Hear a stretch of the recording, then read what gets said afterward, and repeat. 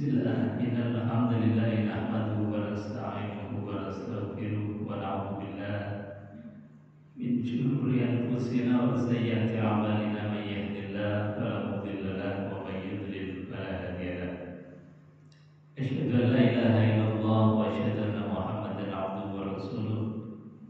Allahumma shalli wa sallim ala sayyidina Muhammadin wa ala alihi wa sahbihi ajma'in. Rabbi ishrah li sadri wa yassir li amri wa hlul 'uqdatam min lisani yafqahu qawli. Qala Allah ta'ala fi kitabil karim wa huwa asdaqul qailin.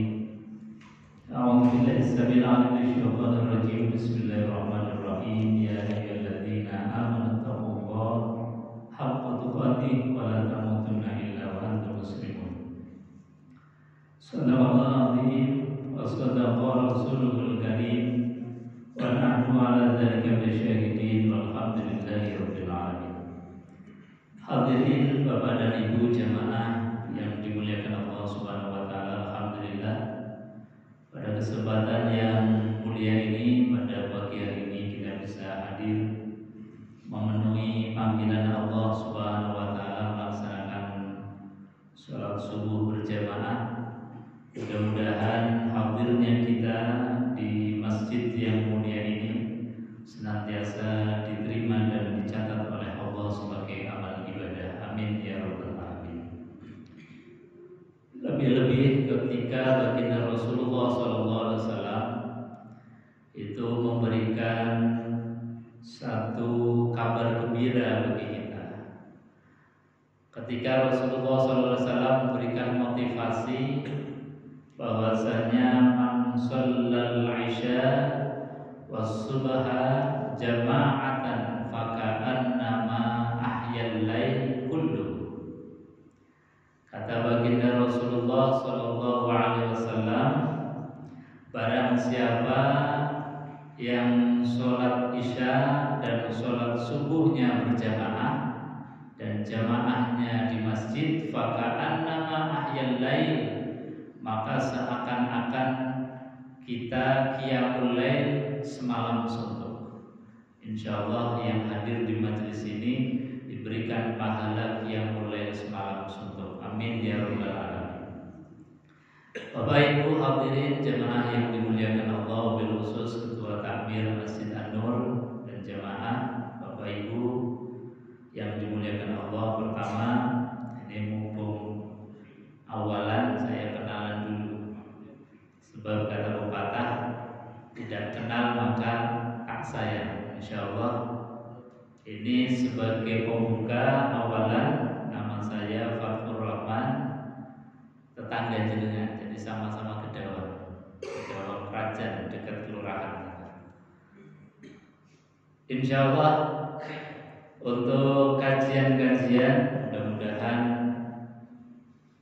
bukan hanya ini, tapi bisa dirutinkan dengan mengkaji kitab-kitab fikih, bagaimana kita supaya beribadah dengan baik, dengan benar. Karena di antara ilmu yang hukumnya fardu ain itu artinya setiap kita, setiap individu, setiap mukallaf itu harus belajar. Di antaranya adalah ilmu fikih. Ilmu fikih itu sebagai ilmu yang wajib ain, setiap kita harus belajar. Di samping ilmu tauhid, kita kenal dengan Allah Subhanahu wa taala, ilmu fikih, ilmu fikih untuk kita beribadah kepada Allah, dan juga ilmu akhlak, ilmu bagaimana kita bertata krama, bagaimana kita berinteraksi, sopan santun terhadap Allah, sopan santun terhadap Rasulullah, dan sopan santun terhadap sesama kita. Itu ilmu-ilmu yang disifati oleh para ulama sebagai ilmu yang fardhu ain, tidak boleh diwakilkan.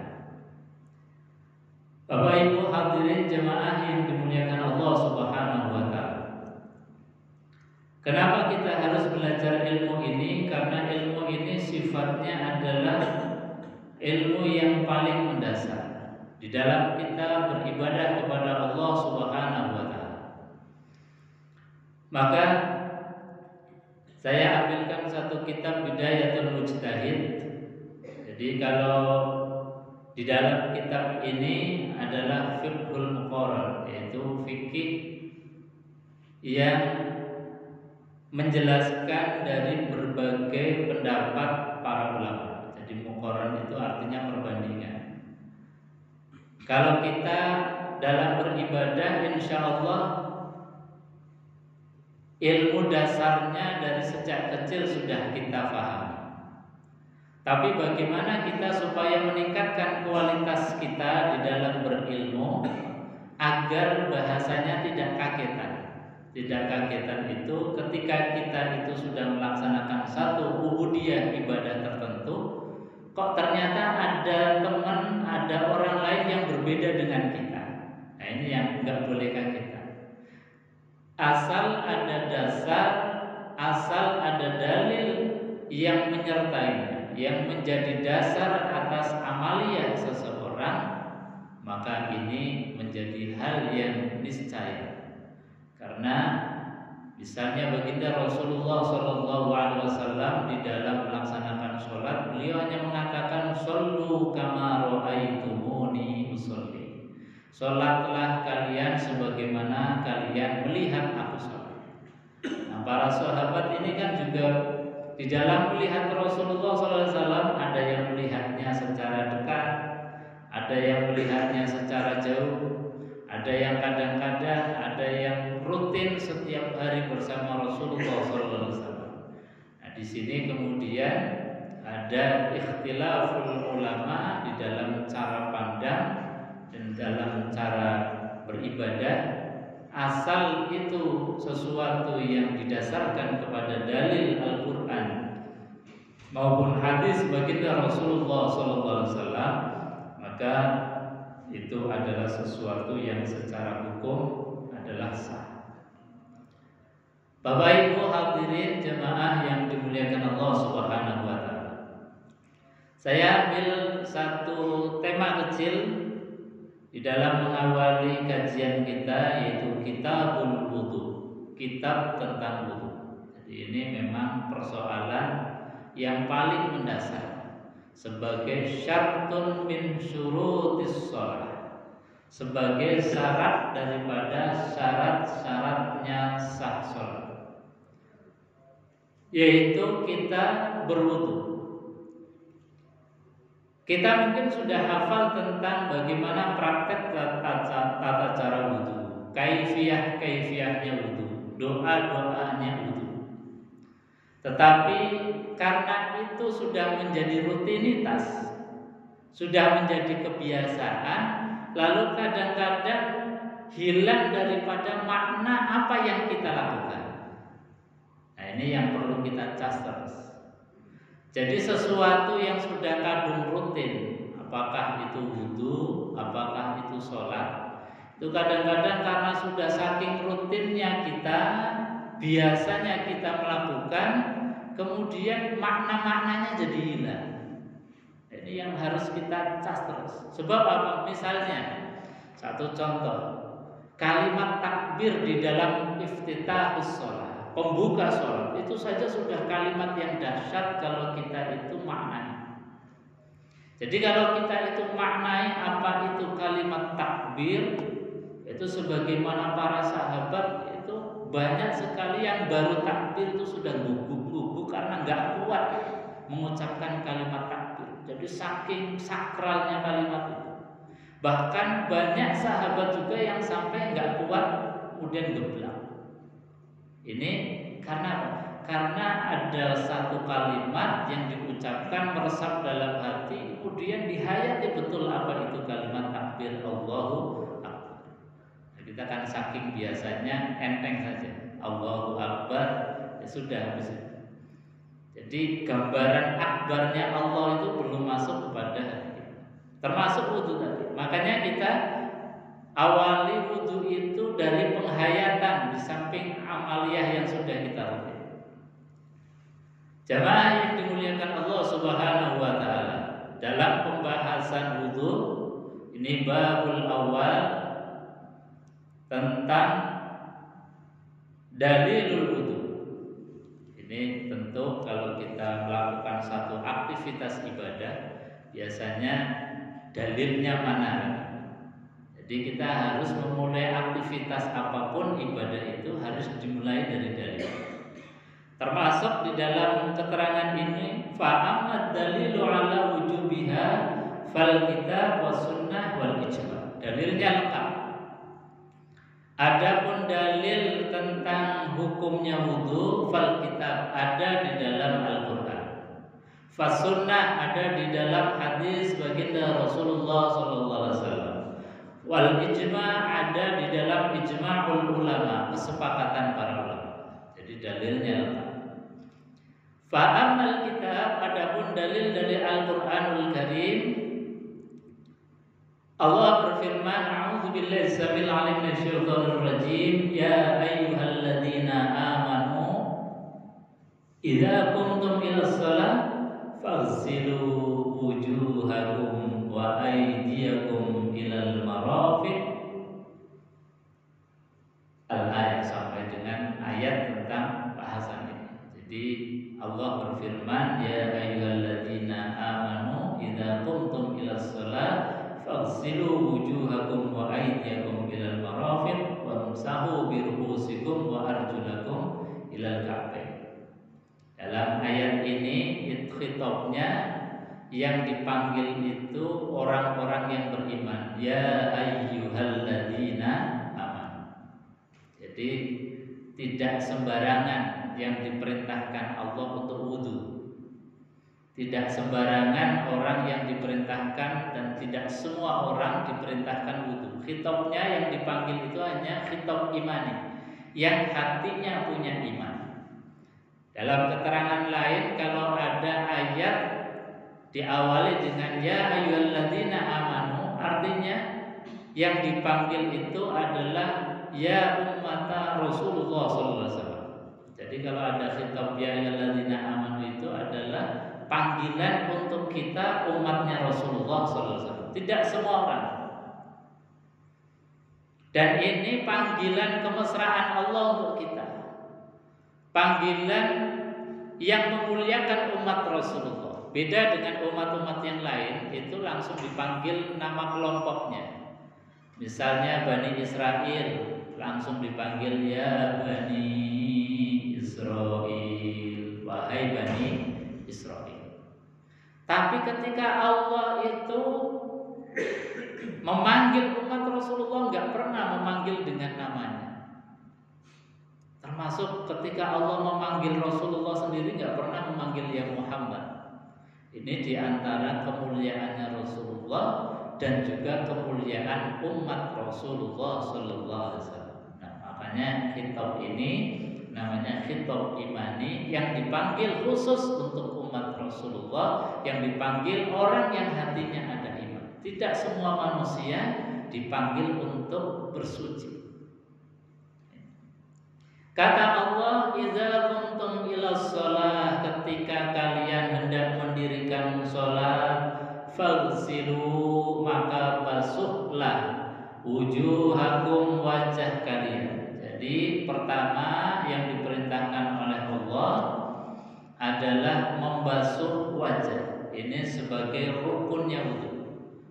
Rukunnya wudu tentu diawali dengan niat, karena Allah berfirman, wa ma umiru illa liya'budullaha mukhlishin. Tidak diperintahkan kecuali niat yang ikhlas. Dalam hadis juga disampaikan innamal a'malu binniyat. Maka niat ini harus ada di dalam setiap amalia termasuk wudu. Jadi ini yang seringkali kadang-kadang saking rutinnya kita, saking biasanya wudu, ini niat jadi lupa. Ustaz, kan dari rumah atau kita memang sudah pengen wudu, apakah harus kemudian diniatkan secara khusus?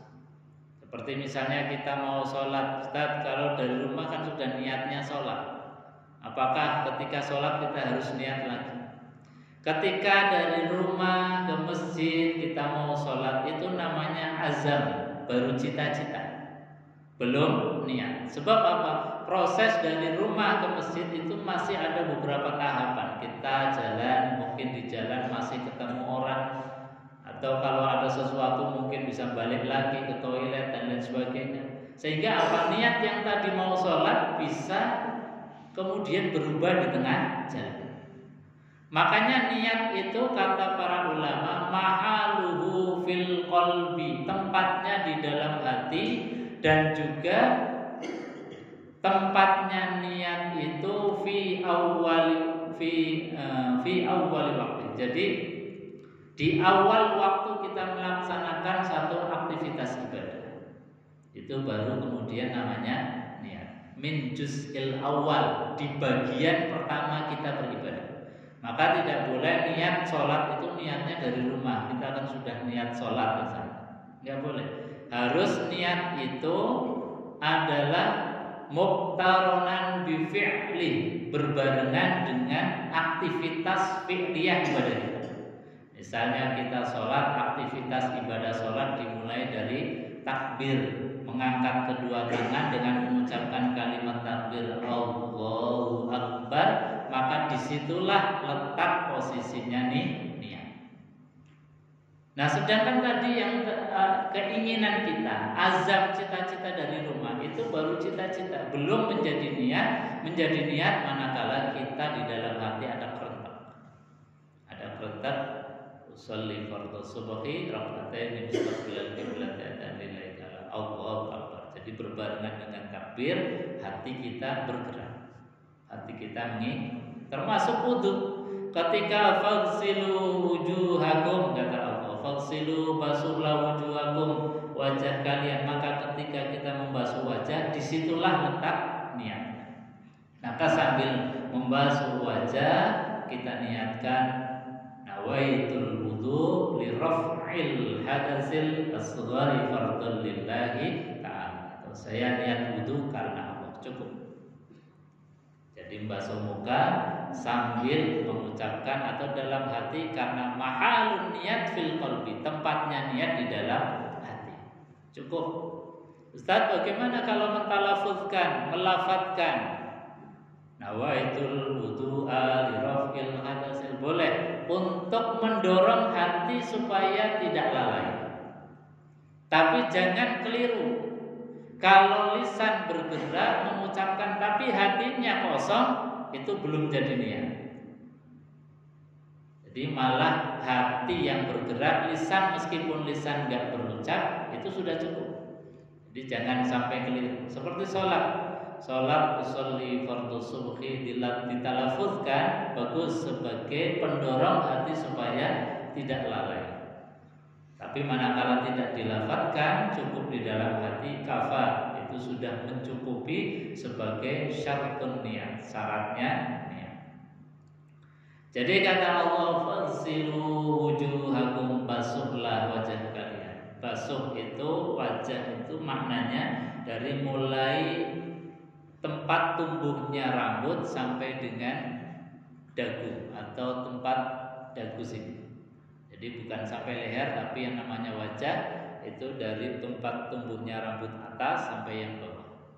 Sehingga ini namanya wajah. Seperti perempuan itu, ibu-ibu atau mbak-mbak, ketika sholat, maka wajah ini yang boleh terbuka. Nah, sedangkan di bawahnya wajah ini seperti leher, kadang-kadang mengena sampai ke leher sini. Itu berarti ada aurat yang terbuka. Ini harus hati-hati.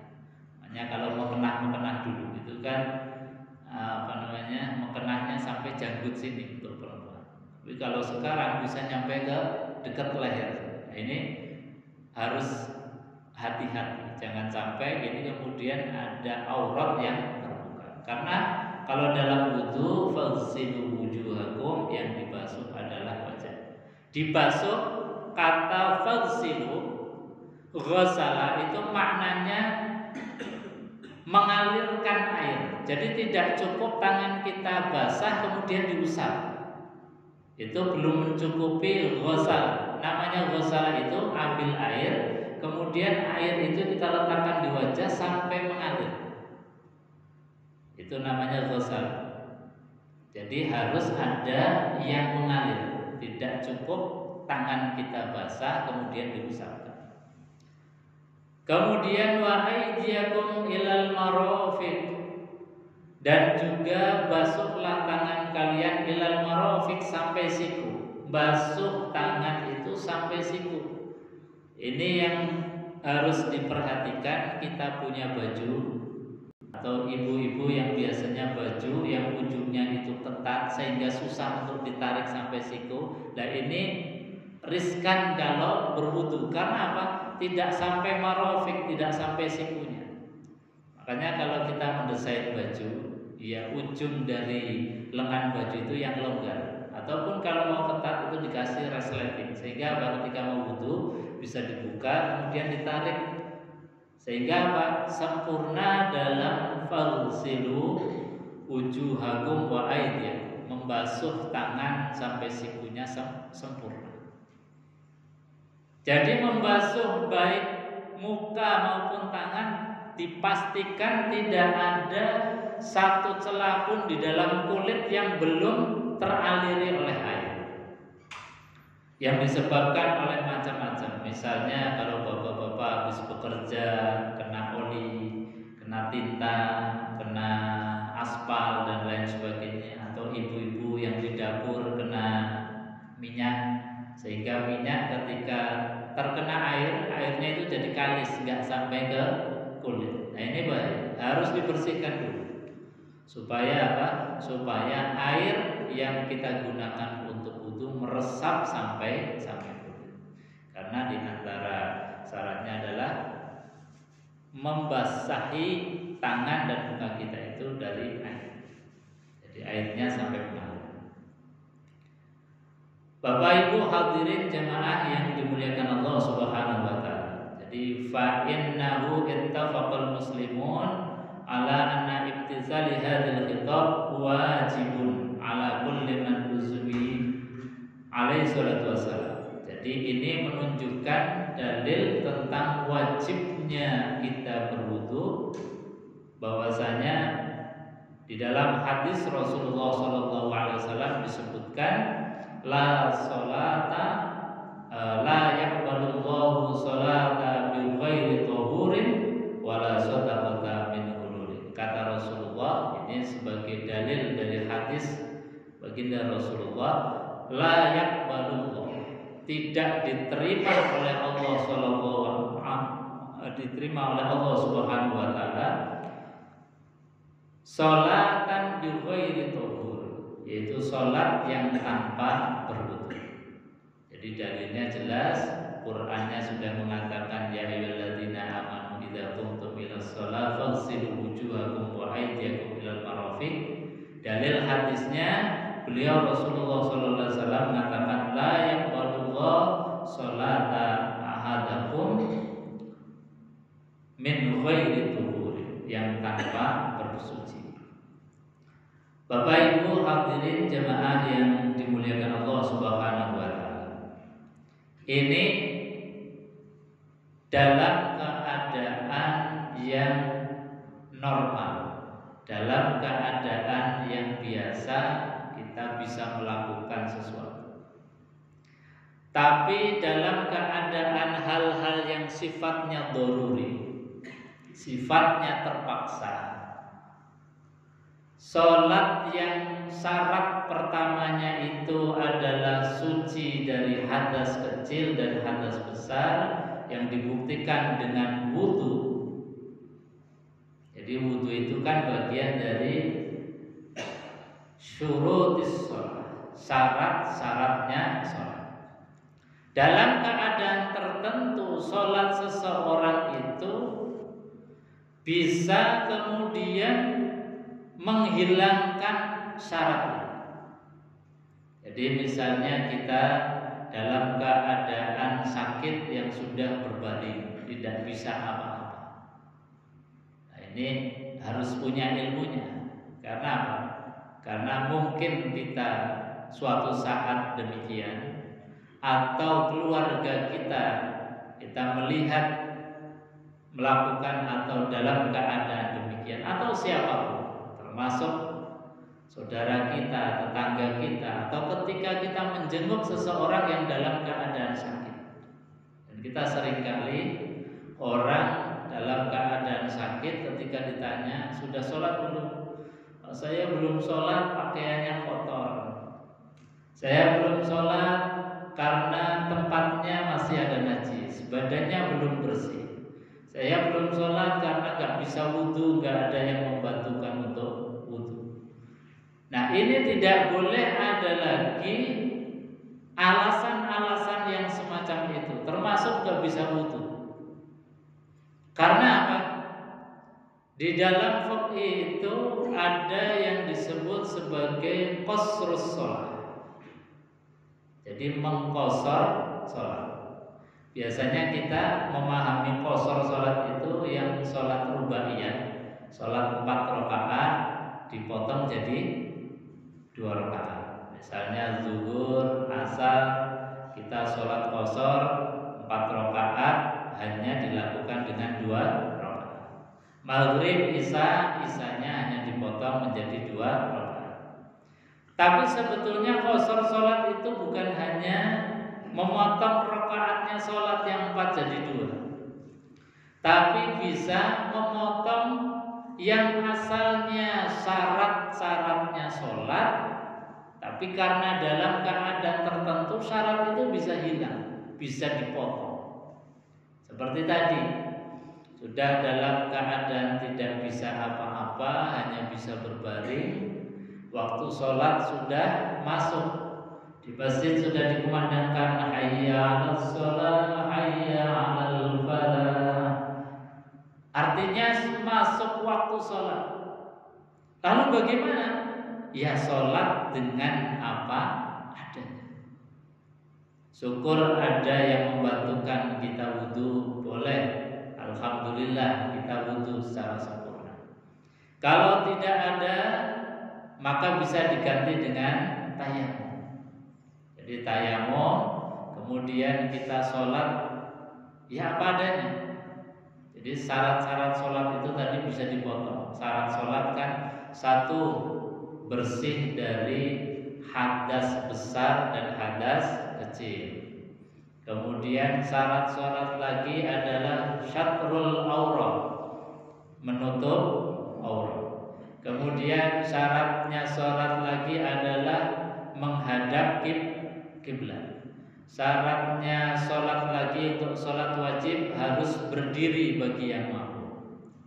Nah, syarat-syarat yang seperti ini dalam keadaan tertentu seperti tadi terpotong. Jadi enggak usah kemudian nunggu ideal, sholat apa adanya. Karena ini bagian dari rukhsah, hadiah dari Allah Subhanahu wa taala. Apa dalilnya? Dalilnya inna ma'al usri yusra, fa inna ma'al usri yusra. Kata Allah, beliau mengatakan sesungguhnya ketika kita mentok menemui jalan buntu, kesusahan, maka saat itu juga Allah bukakan pintu kemudahan. Ketika kita susah untuk mengambil wudhu, disitulah letak kemudahan Allah, diganti dengan tayamum. Ketika kita untuk bebersih susah, karena mungkin anak juga lagi jauh dari kita, tidak ada yang membantu, disitulah Allah buka kemudahan. Jadi sholat apa? Nah, ini yang kemudian sering dijadikan sebagai alasan-alasan. Makanya kita harus jaga betul sholat kita, karena sholat ini disifati oleh baginda Rasulullah SAW.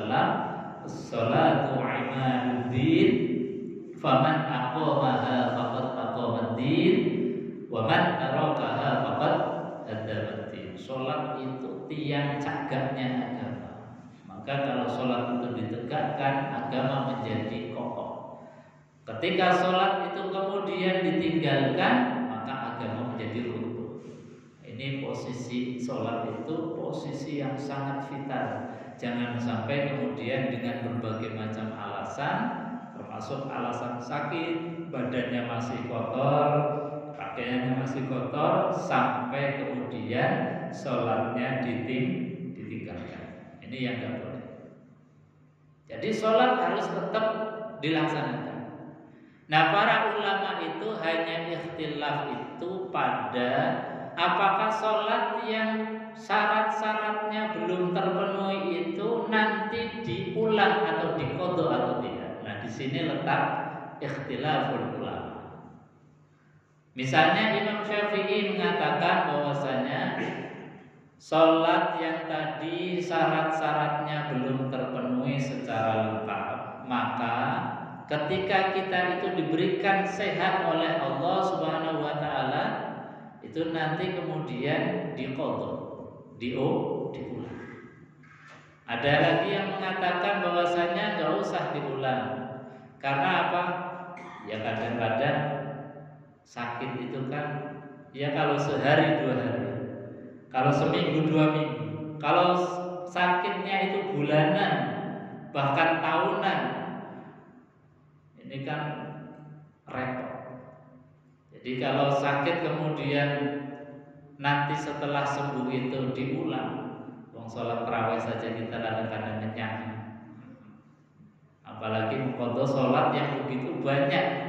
Makanya kemudian kita bisa mengambil satu saran hukum dari para ulama, pendapat hukum dari para ulama, karena sholat yang dilakukan tadi dalam keadaan darurat, terpaksa, maka ini hukumnya adalah rukhsah, keringanan dari Allah, hadiah dari Allah Subhanahu wa taala yang tidak perlu lagi untuk diulang. Maka ini kemudian ya jadi pilihan kita. Ya kalau sholat yang ditinggal mungkin sehari 2 hari, kalau kita pas sembuh, ya kayaknya layak untuk diulang.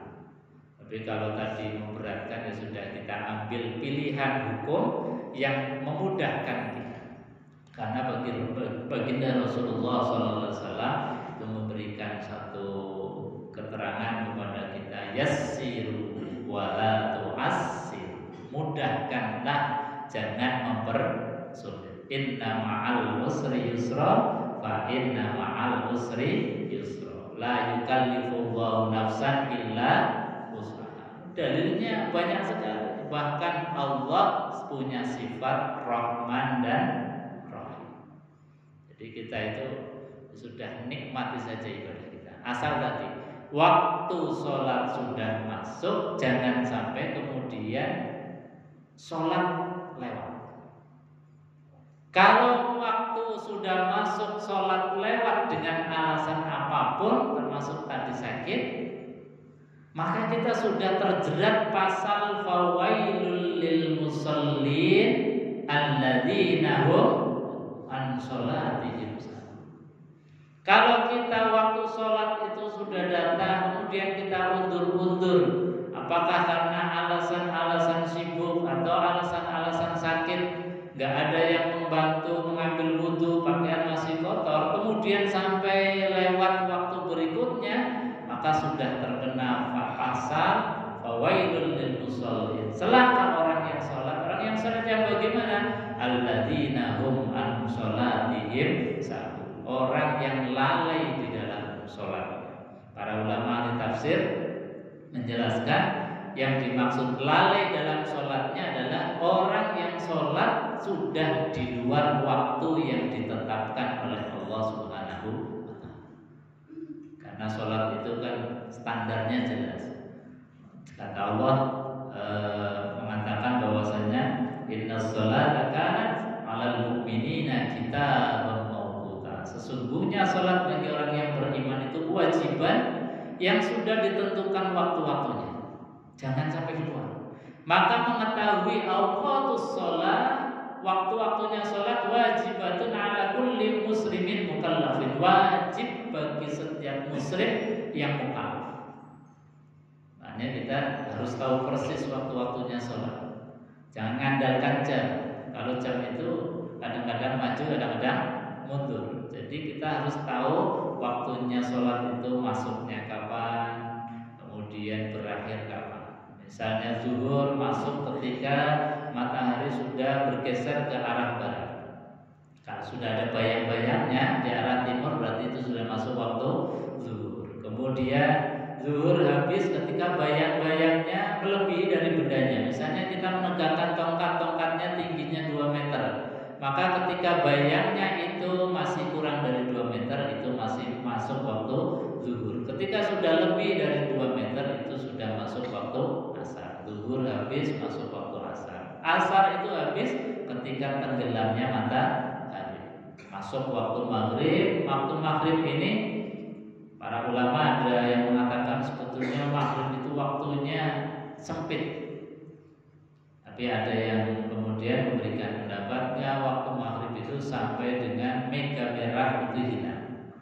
Agak longgar ya, sekitar 50 menit atau ya hampir 1 jaman.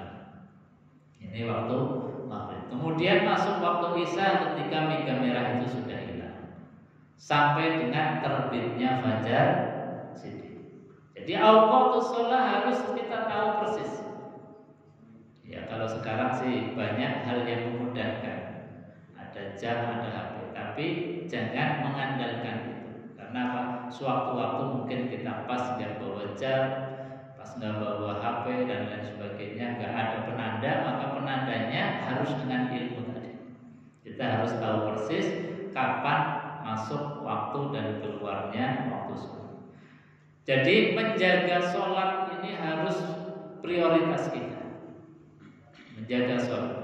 Karena tadi Allah Subhanahu wa taala mengatakan inna sholata kanat 'alal mu'minina kitaban mawquta.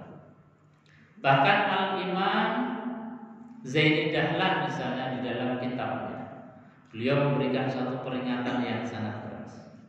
Beliau mengatakan bahwasanya min a'zamil masaib, termasuk musibah-musibah terdahsyat, musibah paling besar. Bahkan tsunami yang menelan ribuan bahkan ratusan ribu jiwa itu tidak ada apa-apa. Pandemi corona seperti kemarin yang sampai 2 tahun lebih juga nggak ada apa-apa. Min a'zamil masaib, termasuk musibah yang terdahsyat terbesar. Karena apa? Karena musibah ini sifatnya laten. Laten ini artinya orang yang terkena musibah itu nggak sadar kalau dia terkena musibah. Jadi ya orang yang terkena ini biasanya ya masih guyu-guyu, masih jalan-jalan, masih healing, masih macam-macam. Karena apa? Dia itu nggak terasa kalau dia terkena musibah besar. Dan kenapa disebut sebagai a'zamil masaib, musibah terdahsyat terbesar? Karena musibah ini konsekuensinya sampai ke akhirat. Kalau tsunami, orang yang terkena tsunami malah bersyukur karena dia syahid. Orang yang terkena corona meninggal dunia malah syahid. Nanti di akhirat gak dimintai pertanggungjawaban. Tapi kalau terkena musibah ini nanti di akhirat ini dimintai pertanggungjawaban oleh Allah Subhanahu wa taala. Apa musibah besar ini? Kata Al-Imam Zaini Dahlan, at-tahawunu bis-shalah. Orang yang gampang sholat. Orang yang meremehkan sholat. Orang yang dengan sholatnya itu nanti masih ada waktu. Masih ada waktu sampai mundur-mundur sampai waktunya habis dia belum melaksanakan sholat. Sholatnya kemudian sudah di luar waktu yang ditentukan. Ini bahaya sekali. Orang yang semacam ini meninggalkan sholat dianggapnya kemudian biasa, ngapain, nggak manfaat dan sebagainya. Ini sudah bahaya. Orang yang semacam ini hatinya dia sebetulnya terkena musibah yang paling dahsyat. Karena apa? Nanti di akhirat akan dijerat dengan jeratan neraka sakor. Bapak Ibu hadirin jemaah yang dimuliakan Allah Subhanahu wa taala. Saya kira itu untuk kajian pagi hari ini. Mungkin Anda akan disambung kalau